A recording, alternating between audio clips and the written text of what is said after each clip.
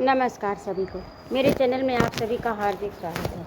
आज मैं उपस्थित हूँ कृष्ण अग्निहोत्री का लिखा उपन्यास पंचम की फेल का अंतिम भाग। तो आइए प्रारंभ करते हैं। जो भी हो उपेंद्र जी से उसने सीखा है कि माना कि आकाश में छेद असंभव है, पर एक पत्थर तो मन से उछालो, वह भी वही पत्थर उछालेगी। प्रातः ही उसे भाई उठो हुआ सवेरा उपेंद्र सुर में जगाने का प्रयत्न कर रहे थे। सब मिलकर अस्पताल के सामने पहुँचे तो छोटा सा मंच बन गया था। उस पर कला, सुमन, मगरू आदि बैठे थे। उपेंद्र ने स्नेह से सबके कंधे पर हाथ रखा व पालती मारकर बैठ गए। कुछ समय बाद डीन के साथ स्वास्थ्य मंत्री आए व सब कुछ सुना। फोटो देखे, उपेंद्र से कहा, मुझे भी घिन आ रही है ये सब जानकर। फिलहाल ये लफंगे निलंबित होंगे, लेकिन निलंबित भी तो कितने होंगे, क्योंकि यहाँ कोई भी सीआईडी विभाग तो है नहीं। अचानक मंत्री अवस्थी से मुड़े व बोले, उपेंद्र जी, आप चुनाव में क्यों नहीं खड़े होते? टिकट मैं दिलवाता हूँ सर, आप ही ये झेलें, मुझे तो स्वतंत्र कल्याणकारी सेवा करते रहने दें। उपेंद्र ने नम्रता से झुककर उन्हें प्रणाम किया। कांता कौन है? मैं उस निडर बुद्धिमान महिला से भी मिलना चाहता हूँ।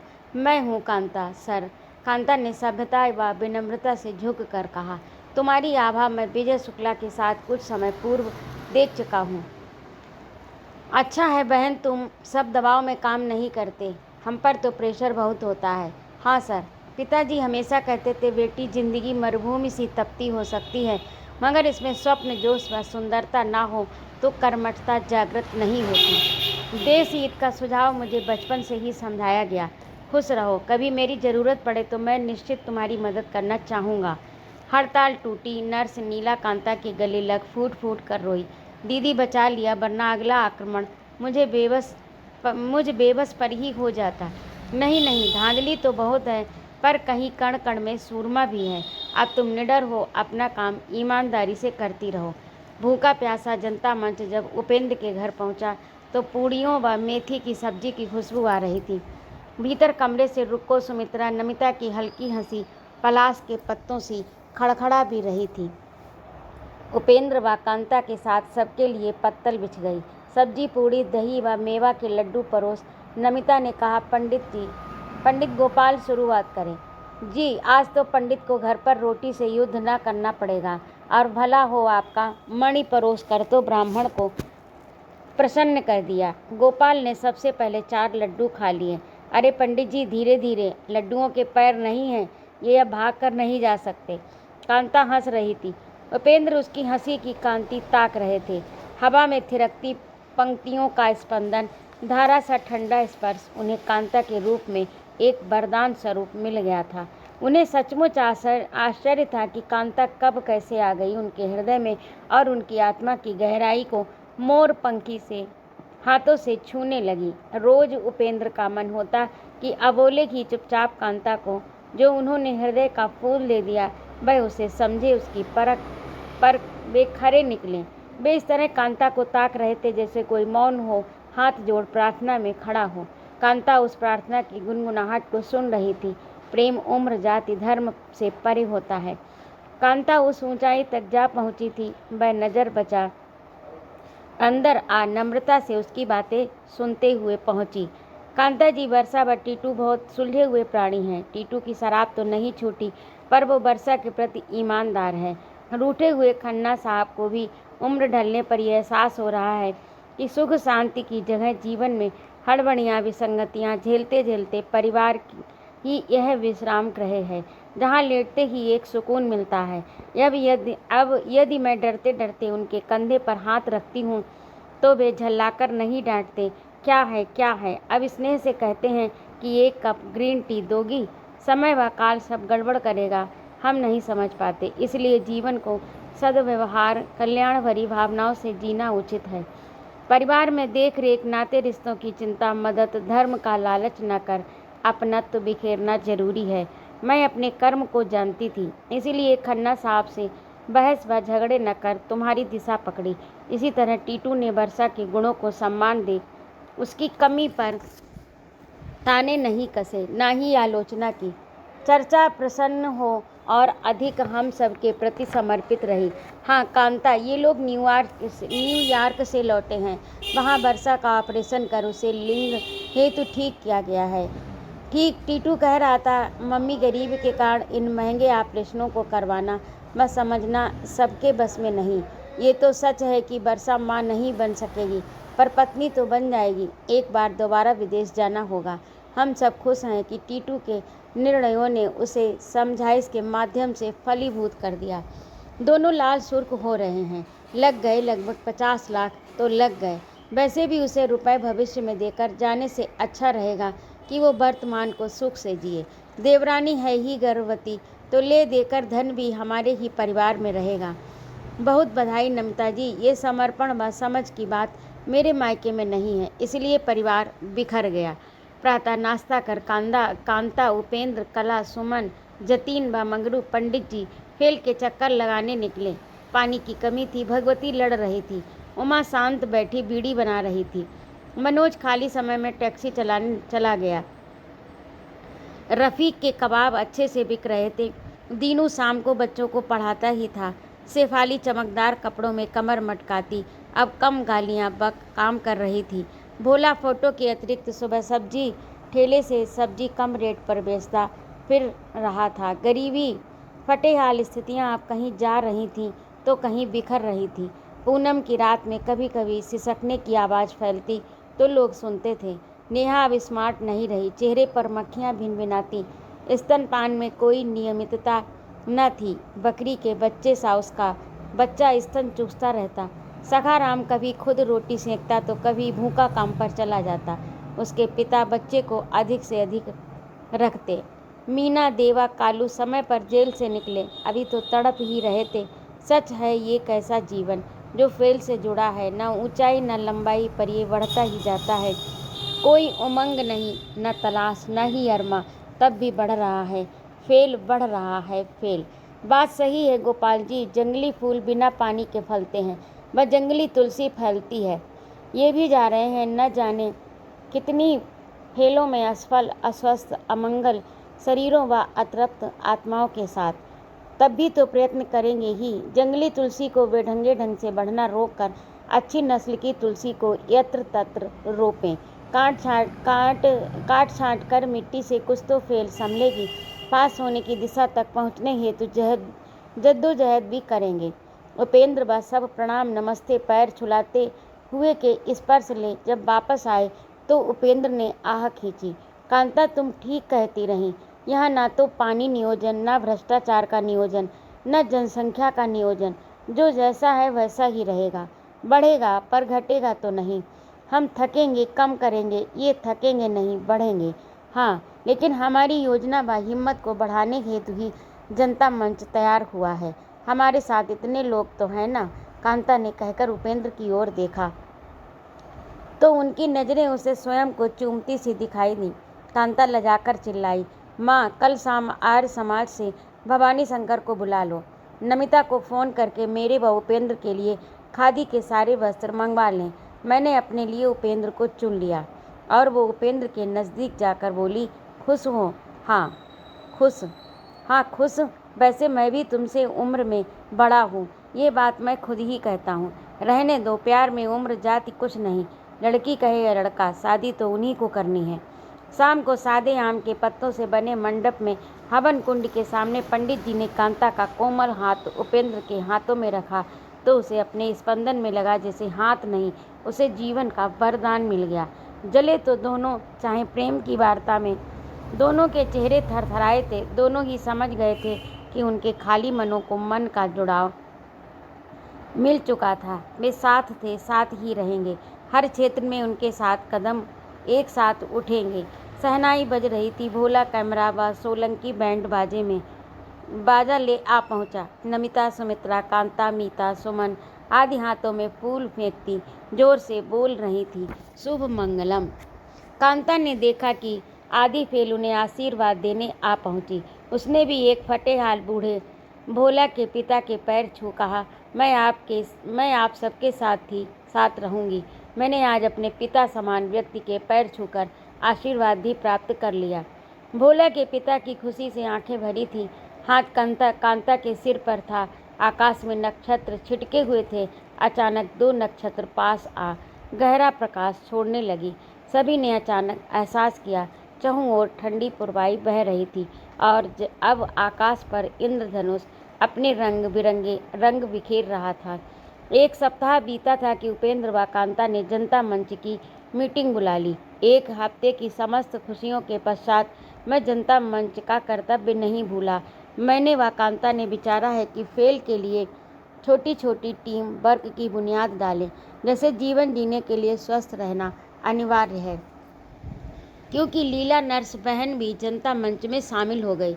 ये कार्य मैं उनको सौंपता हूँ कि वे समय समय पर टीका लगवाएं, मरीजों को अस्पताल में भर्ती करवाएं। मंगरू उनके साथ रहेगा। सफाई व कचरा ही प्रदूषण फैलाता है, इसीलिए सरकार का स्वच्छता अभियान फेल में है तो सफल, पर पूरी तरह नहीं। कितना कार्य ठीक से कर रहा है या नहीं, इसकी रिपोर्ट व देखरेख गेरू भैरू के साथ सोलंकी करेगा। पंडित गोपाल उल्टे सीधे खेलों से जुड़े बच्चों की टीम को पाठशालाओं व ट्यूशन पर भेजने का काम करेंगे। अपराध का सेक्शन मैं देखूंगा। भर्ती व बेरोजगारी में दूरदर्शिता हेतु कार्य करने गीता, कला, सुमन रहेंगी। नमिता जी वर्षा पहले तो कल की दुकान को विकसित करेंगी ताकि हमारी आय हो। हम कल्याणकारी कार्य खुशी से करें। मेरा क्या होगा? कांता ने उदास दृष्टि से पूछा। आप जनता मंच का पूरा परीक्षण कर नीतियां व अनुशासन तय करेंगी। अब तो मेरा ट्रस्ट भी बनेगा, तो हम उस रुपए के ब्याज से भी कुछ कर सकेंगे। एकदम दुरुस्त बात है। उपेंद्र मुस्कुराते तो कांता ने कहा, सर मैं तो प्रौढ़ पाठशाला जाऊंगी, 1-2 घंटे ही सही, ताकि उससे जो तनख्वाह मिलेगी उससे हम सब अपना जीवन यापन करेंगे। देखते हैं हमारी ऑनरी योजनाएं हवा में ना उड़ें। नहीं उड़ेंगी, क्योंकि उनके पैर जमी पर हैं। कांता हंसने लगी। हमारा मंच साझा कार्य करेगा। ऐसे वक्त की ज़रूरत है। कई देशों में इसके बीज पड़ गए हैं। अमेरिका, नेपाल में जो तब्दीली आई है, वहाँ भी साझा मंच ही बनाकर वह हुआ है। उपेंद्र ने उमंग से कहा। अब गोपाल जी अपनी कविता को तलवार व भूचाल बना दें। हमें अंधेरे को कई दीप जलाकर भगाना है। माना कि इस फेल में प्रकाश आने से सब फेल तो सुधर नहीं सकती, पर प्रकाश को बढ़ाना ही तो अंधेरे को कम करने का रास्ता है। स्थितियाँ जितनी भी सुधरें, उतनी ही वे पास होने के करीब होंगी। कुछ न करने से कुछ करने में एक योजना बढ़ाने वाले के मन में तृप्ति का एहसास होता है। हाँ जी, मनोज ने आकर कहा। हरनाम सिंह ने खूब कमाया, परिवार को सुखी रखा, पर जब दूर खामोश बैठे तो दान दक्षिणा अच्छी संस्थाओं में देते हैं तो कहते हैं मैं जिंदगी में पास हूँ। अन्यथा भौतिक सुखों से न नाते रिश्तेदार सुखी, न मैं भौतिकता की कोई सीमा समझी। पर दान देने की सीमा यदि व्यक्ति सीमा अनुसार करे तो वह निश्चित संतुष्टि अनुभव करता है। आज जैसे ही उपेंद्र ने पेपर खोला तो कांता ने काली चाय का प्याला सामने रख दिया। पढ़ो पढ़ो, अब पूरे प्रदेश में एमएलए के चुनाव घोषित हो गए। परसों से बूथ व चुनाव प्रक्रिया प्रारंभ हो जाएगी। उपेंद्र जी देखा जाए तो जनता मंच को भी राजनीति में जाने की आवश्यकता तो है। कांता हंसी। नहीं, कदापि नहीं। मैं जनता मंच को सामाजिक कल्याण हेतु तैयार कर रहा हूँ। जब चुनाव प्रारंभ हो तब आप थोड़ा सा उनकी प्रक्रिया पर ध्यान देना। सचमुच मीता कला की ड्यूटी बूथ पर लगी। वह कला उपेंद्र वोट डालने गए। इतनी लंबी पंक्ति देख उपेंद्र जी के माथे पर पसीना आ गया। खुले पाठशाला के प्रांगण में लोग हाथ बढ़ा रहे थे। कला ने गेट के बाहर लगे बरगद के पेड़ की छांव पर कब्जा जमा लिया। तब उन्हें आम जनता के संवादों का स्वाद चखने का लुत्फ उठाने का अवसर मिला। अब बताओ कांता, ऐसा वोटर व उसका वोट मायने रखता है क्या? लालसा की लालसा, समाज देश की कोई बात नहीं। हम तो सिंधी को वोट देंगे। ये भी कोई बात हुई? ये बात सर्वथा अनुचित नहीं है कांता क्या? तभी उपेंद्र ने आवाज़ लगाई, कांता जल्दी से आओ, कल का बड़ा एजेंडा बनाना है। आई कांता उपेंद्र के साथ गप्पों में मशगूल गहरी नींद में सो गई। प्रातः 11 बजे सभी जनता मंच के सदस्य वहां एकत्रित हो गए।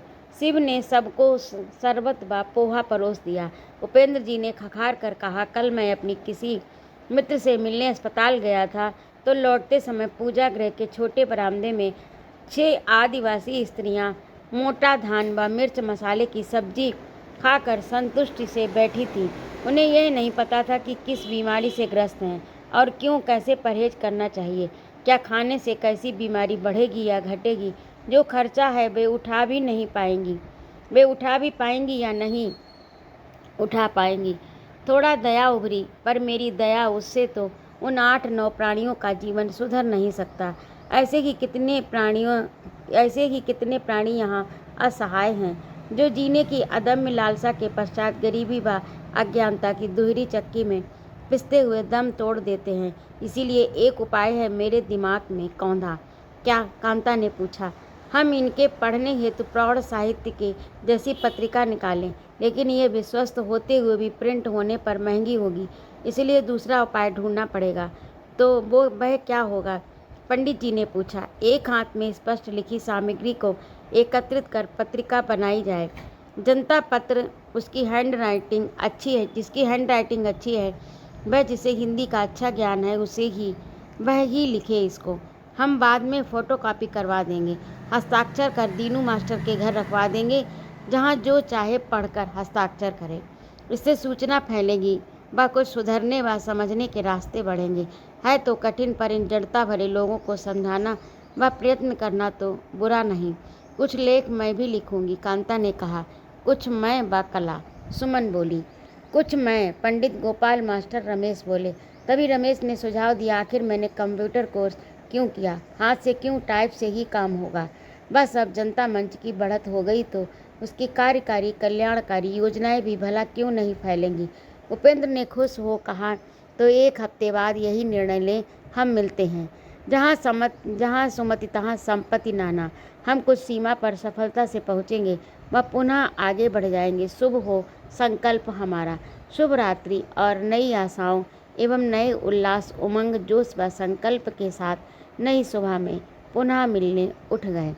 प्रातः रोशनी तेज हुई। सब नहा धोकर तैयार होने की तैयारी में जुटे। तभी किसी ने जोर से आवाज़ लगाई, कांता जी, कांता जी। कांता झुंझलाई सी बाहर आई। हाँ, कौन है? मैं कनक। आपको याद होगा, वर्ष भर पहले आपकी माँ की मालिश करती थी। बोलो। वो मैडम रश्मि ने मुझे मेरी मेहनत के पैसे रोक भगा दिया। तो होगा कोई कारण। हम फेल ही की ओर निकल रहे हैं, वही बात करते हैं।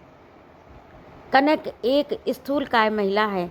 आधा मुंह खोला हाय कहकर काम करती है।